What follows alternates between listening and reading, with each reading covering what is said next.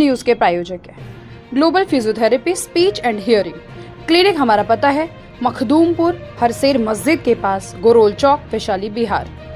प्रत्येक रविवार को गूंगापन, गला, बहरापन, कान एवं अन्य स्वास्थ्य संबंधित सलाह निःशुल्क दी जाती है।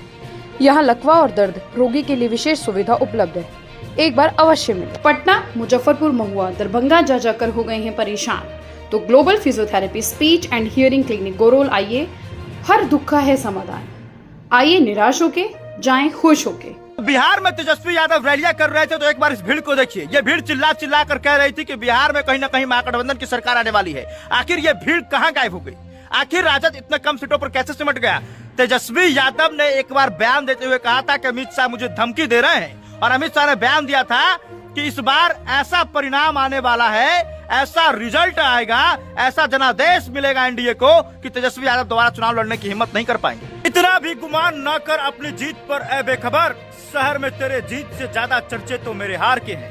ये चर्चा कहीं नहीं चल रही कि एनडीए इतना सीट कैसे ले आया, लेकिन यह चर्चा हर जगह हो रहा है, चौक चौराहे पर, कि तेजस्वी यादव यानी राजद की पार्टी महज इतनी सीटों पर कैसे सिमट गई। चर्चा तो एनडीए से ज्यादा राजद की ही हो रही है। अगर अमित शाह का पुराना भाषण सुनेंगे तो एक भाषण में वो कहते नजर आते हैं कि इस बार की बहुमत हमारी ऐसी होगी कि तेजस्वी यादव दोबारा चुनाव लड़ने की हिम्मत भी नहीं कर पाएंगे।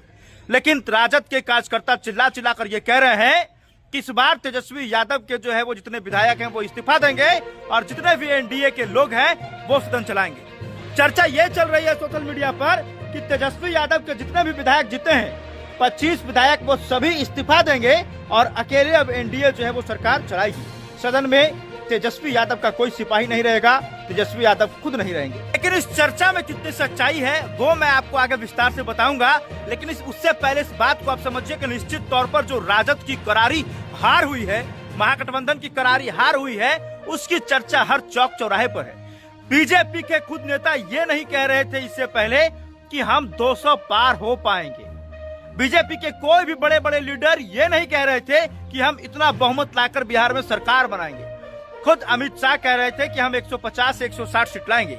बड़े बड़े नेता यही कह रहे थे कि हम मुश्किल से जो है वो 160 या 165 लाएंगे।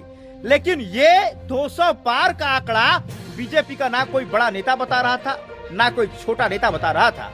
अनंत सिंह जो कह रहे थे हम 250 पर पहुंचेंगे, कभी वो कह रहे थे कि 15 सीट राजद नहीं ला पाएंगे। लेकिन जो इस बार परिणाम सामने आया उसने न सिर्फ सबको चौंकाया बल्कि हैरान कर दिया। तेजस्वी यादव की सभा में इतनी भीड़ दिखती थी कि ऐसा लग रहा था कि सरकार बनेगी। देखिए, अब कुछ लोग कह रहे हैं कि तेजस्वी यादव की जो पार्टी राजद है वो बीजेपी के पार्टी से ज्यादा परसेंटेज में वोट लाई है। जैसे कह रहा है लोग कि बीजेपी को 20% वोट मिला तो राजद को 22% जो है वोट मिला। लेकिन अगर इसका आप आंकड़ा निकालते हैं तो आप समझिए कि बीजेपी महज 101 सीटों पर चुनाव लड़ी थी, लेकिन राजद कितने सीटों पर चुनाव लड़ी थी?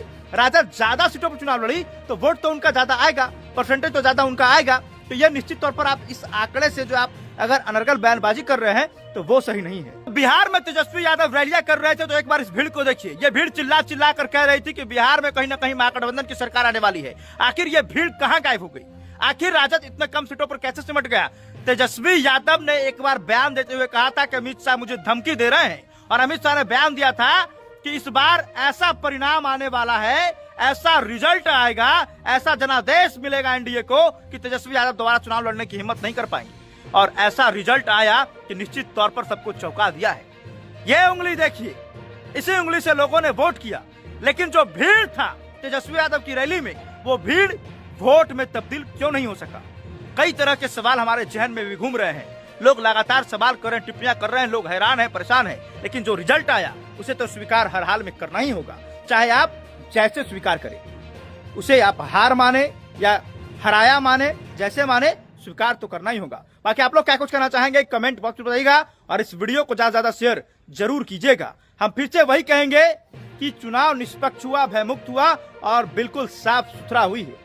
तो निश्चित तौर पर अगर आप किसी विशेष पार्टी पर आरोप लगा रहे हैं, ये बिल्कुल सही नहीं है। आप पार्टी पर ध्यान दीजिए, आप पब्लिक के बीच में जाइए और समझिए बुझिए कि आखिर इतनी करारी शिकस्त आपको क्यों मिली है। धन्यवाद।